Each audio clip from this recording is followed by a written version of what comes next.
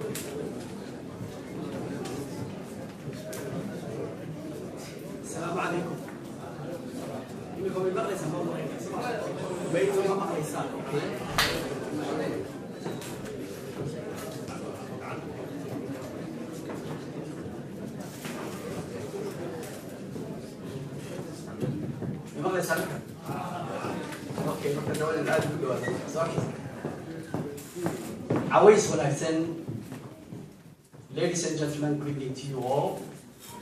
First, let me thank Ayan, Chama, the organizers of this wonderful event, wonderful yearly event, and many others they do. This is actually inspiring. So I thank them very much, and I thank also the young supporters, who are, I think most of them are volunteers, who come to this, who make it really successful and beautiful. I would like actually to thank the ambassador. I don't have to thank him because you already know, you are familiar with them, you thank them. I'm from the Middle East, from Dubai. But when I heard what they do here, the ambassador and the MP, I really appreciate that, and I thank them from my heart. Apart from that, tonight I was supposed to talk about imagination. I think nothing has been left for me. Already, it has been exhausted. But I will at least say something. Dr. Borhan was supposed to be here and talk about imagination. And being an academic, I thought he will set the stage for me. And then as a poet, whose stuff is imagination, that's my stuff. I'm not an academic of it, but it's my stuff. Then I thought I would go all over the place and do whatever I want. Just without, take you for a ride without any traffic rules. Because the academic has to make some rules and you have some fences and things like that, but they can go all over the place. So that's how I was thinking. But I think Sheikh Dalman has already set the stage for me, so I will just follow his lead. Before I start my speech, I would like to give homage to Somali women, wherever they are, and especially those who are with us. In one of my poems, I will quote a line which I said, talking as a Somali. Nin deeq ba haween labaanahay. Haddana dafiraya baanahay. Dabiicadi jannada baanahay. You can see if I try to translate English is, I'm a man whose best wealth is women and who still denies them. What kind of a weird personality I am. In time I have sort of, I would like to remember, before I just go further on that, Dr. Ali Mazrui, who actually died last week, and you all know, a Kenyan American scholar, who made a BBC documentary about Africa in the 80s. I used to follow that. I remember what he said one time. He said, if Africa is ever going to have a woman president, Somalia will be the first.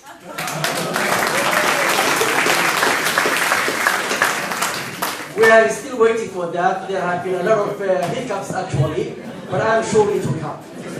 I'm sure it will come. We have foreign ministers, they have reached that level, and probably Ayam will be running for it.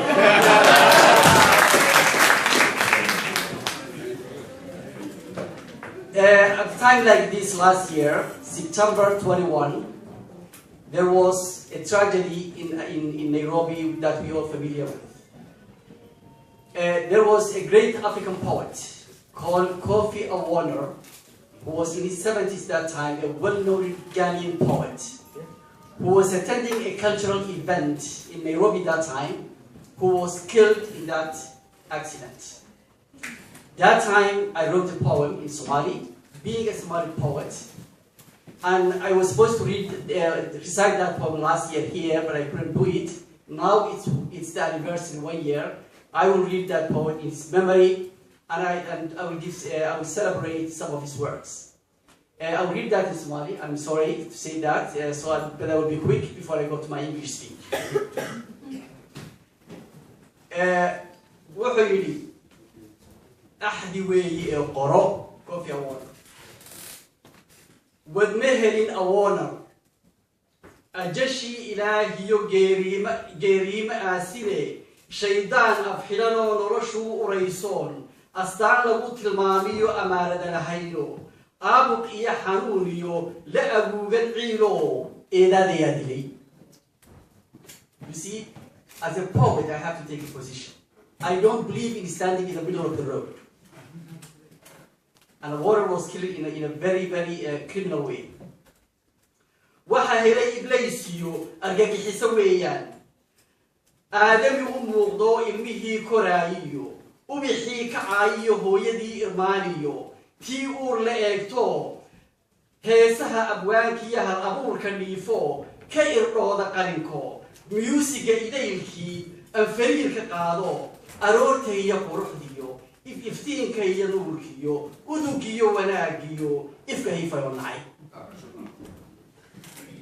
Nairobi ooniyo, suugaan ababinteediyo, nabad baadu aado. Unug iyo odoros baad ka amaamudayso, qurux baad allaylehe, abaqaalinayse, maad filayn ustaadkow, inay uubataysiyo, qaar eebba nacay oo foolxumo aslaaya, aqallada madow iyo uubahay ku nool yiin, ajal inay jaraan iyo ka aloosayaan godob utun kula sugaayaan ilaa aamanu jirin. Inkastoo adduunyada dubka oogadaadiyo Awonor kurkaagiyo araggaagu naga tegay, aayahaagu muu dhiman, waxaad hees abuurtiyo, waxaad sheeko urugtiyo, eraygaagi baa nool, sida oogta waa bari 14 iyo ururkiyo lahaha sare, Afrikaan idayliyo uunku eeganaya, uunku eegan doonaan. Adigoo awoowe ah, abwaan lama huraan ah, oo weliba ayra ah. Adigoo awoowe ah, abwaan lama huraan ah, oo weliba ayra ah. Kuwa kugu itaarsaday arxanaanta ku dilay.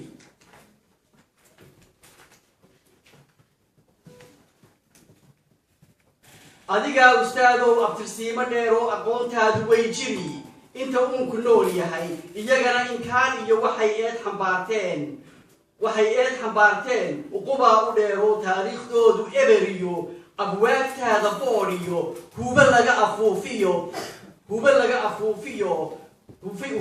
afuufon lahayn aayatiin kale aakhirana meel baas marka lagu ayuubay aafay ahaayeen loogu qoro albaabada.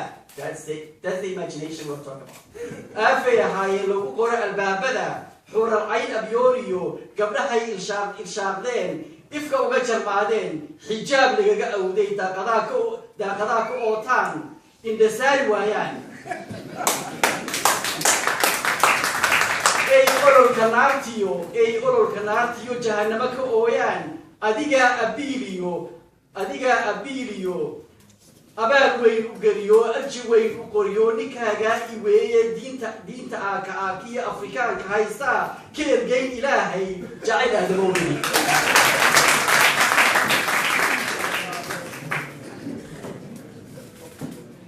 runta lagu arooriyo aakhiro wixii jira adaa bari islaamka oo shahaadada u qaban oo gabay awoodliyo aayadaha ilaahiyo awraadni way mari annaguna abroonada ifka kaaga hadhay ee ilayskaaga haystiyo haddaan nahay abwaanada abtirsiinta Soomaal abxadiyo warkaagii suugaantii uurkii waan aroori doonaa iskuulada dhulkaygiyo ubadkaanu gaadhsiin oo iniinaheeda boqolaal adiibiyo awanuuranoo dhani axdi weeye qoro.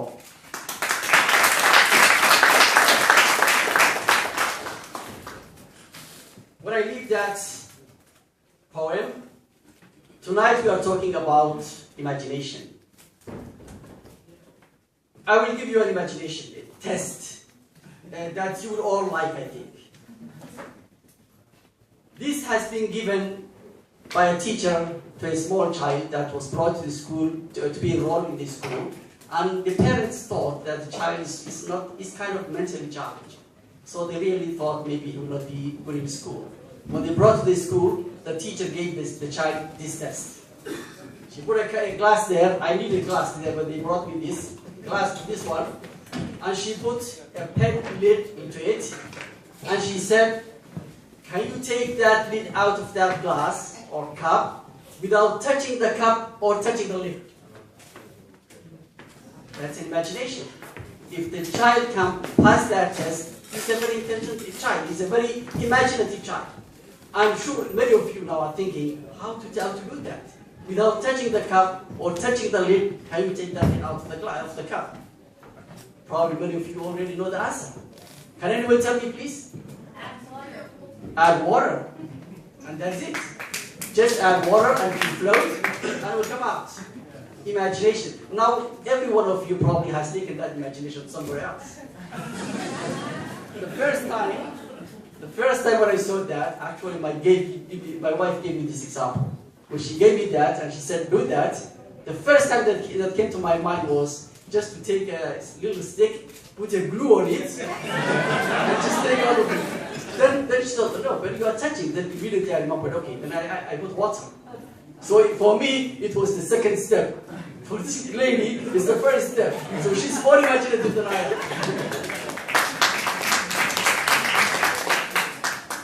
I will tell you imagination in parables and stories tonight. A little girl was in a drawing lesson. The teacher said, "What are you drawing?" And the girl said, "I'm drawing the picture of God." And the teacher said, "But nobody knows how God looks like." She said, "They will know in a minute."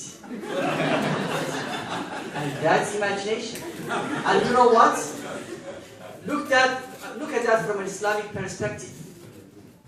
There is an Islamic hadith which says, اعبد الله واعبد ربك كأنك تراه. كأنك, worship God as if you can see Him.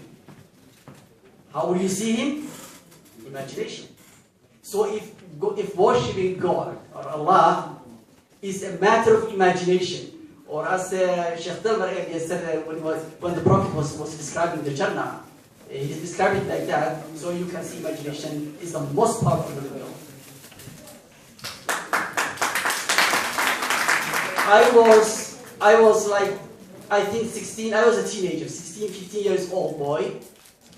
When I saw that in Somalia, we have rainy season, very short rainy season. That rainy season, there's a heavy rain, the water floods everywhere. You can find flash floods in the valleys everywhere. And the country is lush and green and beautiful, and the water is running everywhere. But after 1 week, it's a dry land, and nobody has water.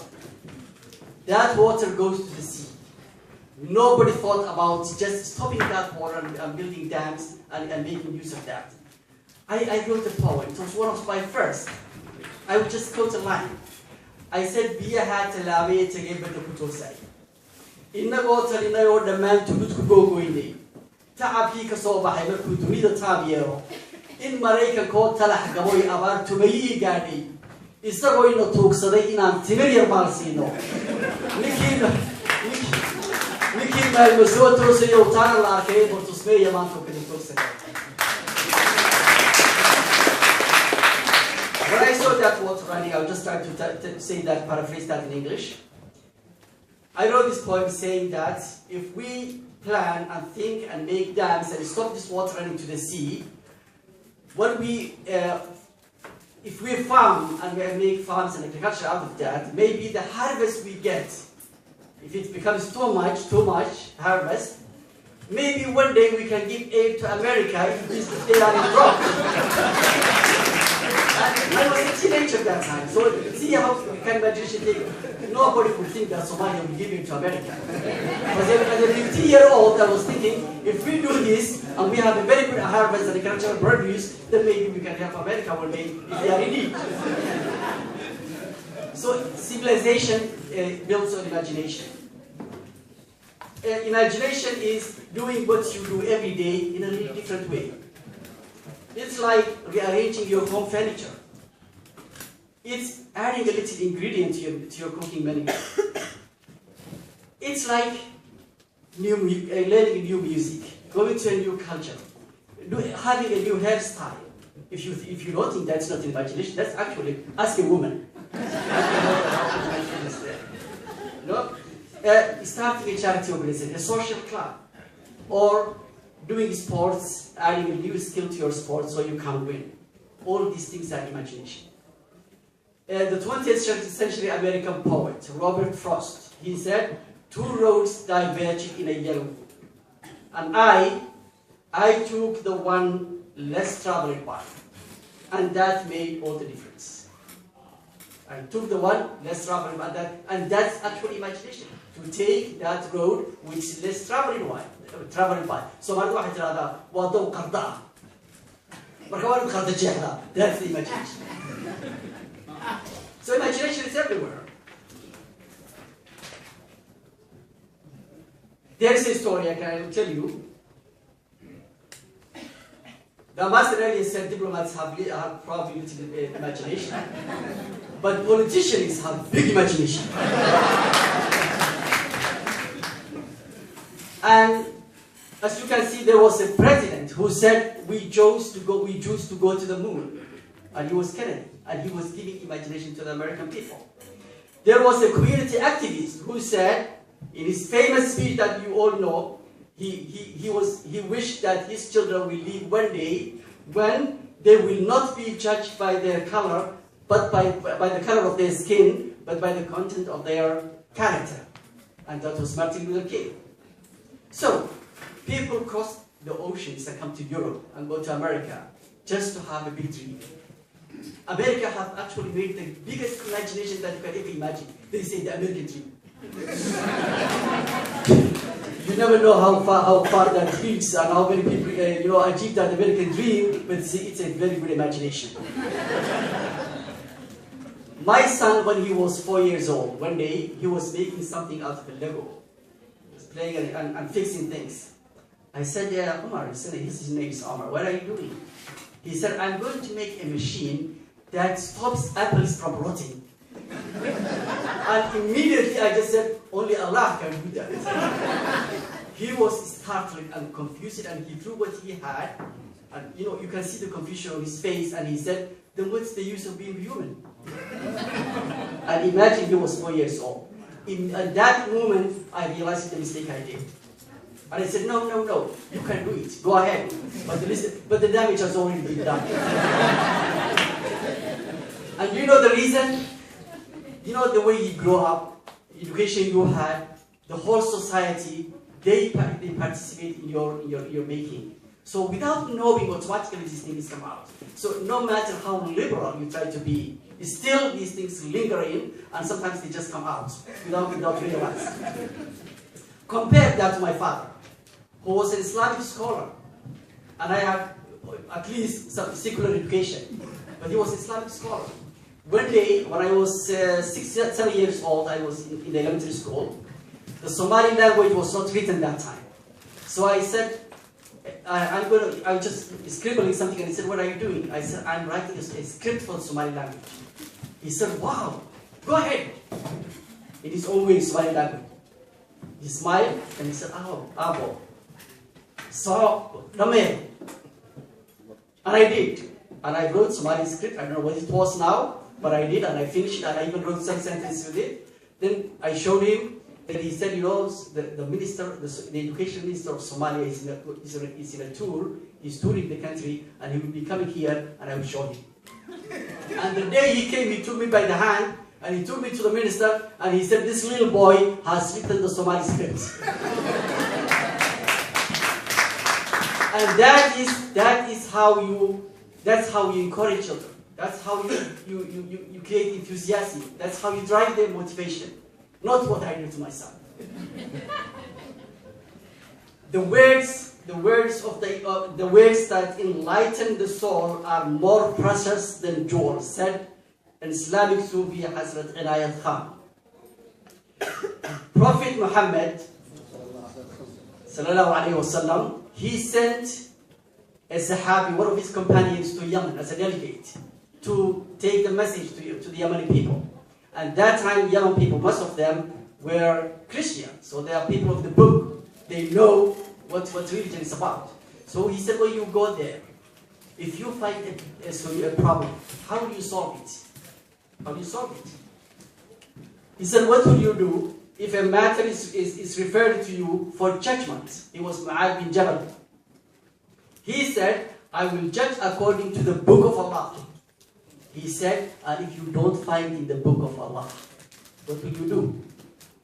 In the Muslim world today, many people, if you say that I cannot find it in the Muslim book of Allah, in the Quran, they will kill you. Definitely. But it's the Prophet who said this. He said, if you don't find in the book of Allah, what will you do? He said, then I will judge by the Sunnah of the Prophet. I will judge by the way the Prophet was doing things, the Sunnah. And he said, and if you don't find that in that also, what will you do? Then he said, then I will make ijtihad, my judgment, to formulate a judgment. I will just do my own striving to formulate a judgment. The Prophet was happy. That is freedom of thinking. He was teaching freedom of thinking. That you don't have to depend on what you have. If you don't find it, think. God gave you mind, so think and imagine and use your creative imagination. So even religion is teaching us that. A Sufi parable, I like Sufism, by the way. Story, somebody was looking, he has lost his key, and he was looking for the key and stood down somewhere and he was looking for that key. And an old Sufi came to him, an old man, he said, what are you doing? He said, I lost my key and I'm looking for it. And he started searching with him and looking at it, and after some time they were frustrated. And he said, tell me, where were you when you last lost the keys? He said, there, in the dark place. He said, why are you looking for it here? He said, because here is where the light is. Here is where the light is. So you see, imagination is breaking the rules. It's like forgetting about convention. It's like education is that light and convention. It's that light area. So you are always looking at that light area, your educational background, your cultural background, your things like that. If you don't find it, it's like it's a problem. But if you step out of that light and go to the darkness, probably that's when imagination starts.